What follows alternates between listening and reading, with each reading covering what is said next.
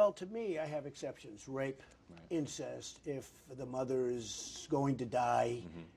And Ronald Reagan had those same exceptions, and many Republicans have those same exceptions. But I say rape, incest. You said life of the mother. What about health of the mother? Well, I said actually if the mother's close to death, Okay. and I'm talking about death. All right, folks, joining us now is John Nolte, editor-at-large at Breitbart.com. Hello, John. Hi, thanks for having me on. Good My to be pleasure. Here. Great to talk to you. And by the way, that I think is very important because I had been critical of Donald saying that up until that interview with Meet the Press, he had said life and health of the mother kind of interchangeably, and I knew that wouldn't fly with the conservative base and pro-life people. And apparently he has changed that, and it's now rape, incest, and the life of the mother.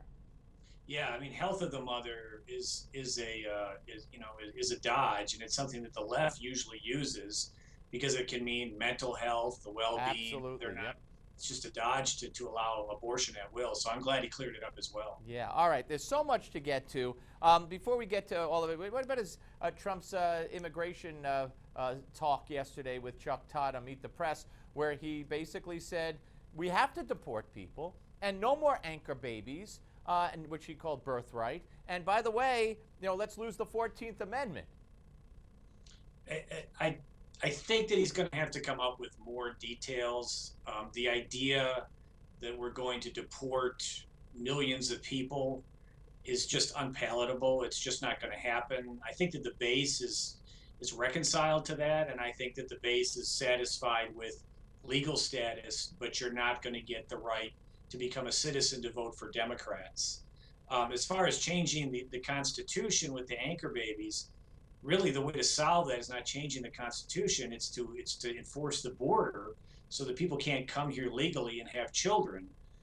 Because I don't think he's going to be able to change the Constitution. So I mean, he's getting better on policy issues, but he's going to have to continue to get better and continue to improve if he's going to sustain this momentum. I think, correct me if I'm wrong, was it Grassley? Or no, Sessions, who said that. Jeff Sessions. Yeah, that Jeff Sessions said that he liked what he heard from Trump on immigration. Yeah, I think the broad strokes, I think that's appealing to many people. But once you think about it, and once you get into the details of it, it just doesn't sound very palatable. I mean, are we really going to ship out millions and millions of people? I just don't think the American people are going to stand for that. So he needs to get better about the details, and if that's going to be his position, if his position just is he's going to ship out, 10 million people, I think that's going to be a problem for him because even the base is going to look at that and say, that's just not going to fly. All right, now, as you point out in one of your pieces at Breitbart.com today, we now have a second Republican consultant calling the conservative base stupid. And wasn't it the head of the AIE who yesterday called the Republican base low information voters? Well, I don't know his position. It was a gentleman by the name of Rick Wilson. Yeah, he's not the AIE head, no.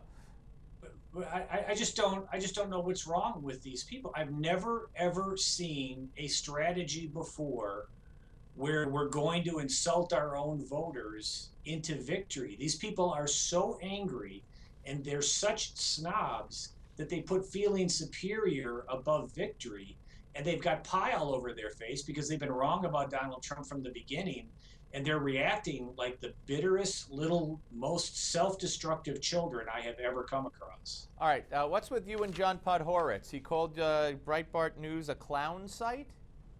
Yeah, just out of the blue, the Weekly Standard's John Podhoretz, he attacked Breitbart News as a clown site. And then when I called him on it, he thought that using Andrew Breitbart's memory as a talking point against me was somehow a good use of Andrew Breitbart's memory. The establishment is losing its frickin' mind over Trump, and while I don't appreciate seeing Andrew's memory used in that way, in every other way, it's pretty fun to watch. Well, let me ask you about CNN. On reliable sources, Brian Stelter basically accused Breitbart, or asked the question, or brought up that Breitbart and Newsmax are taking money for pro-Trump coverage. Well, this is something that we're running into a lot. And here's the thing, and I think you know this too. What we did at Breitbart News, because we are not snobs and we are not blinded by our own snobbery, we understood that Donald Trump was a serious man, not to be trifled with, and we took him seriously. Right.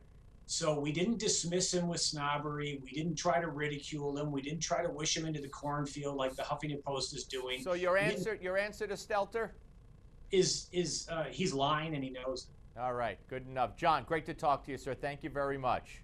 Anytime. All right, folks, we're coming back with the Malzberg panel number 2. Hey, Donald Trump continues to rise in the polls. Could he win the nomination? He's up there, 25%. Does he have your vote? Please vote for your favorite candidate in the Newsmax poll. Go to newsmaxpolls.com to cast your vote. newsmaxpolls.com.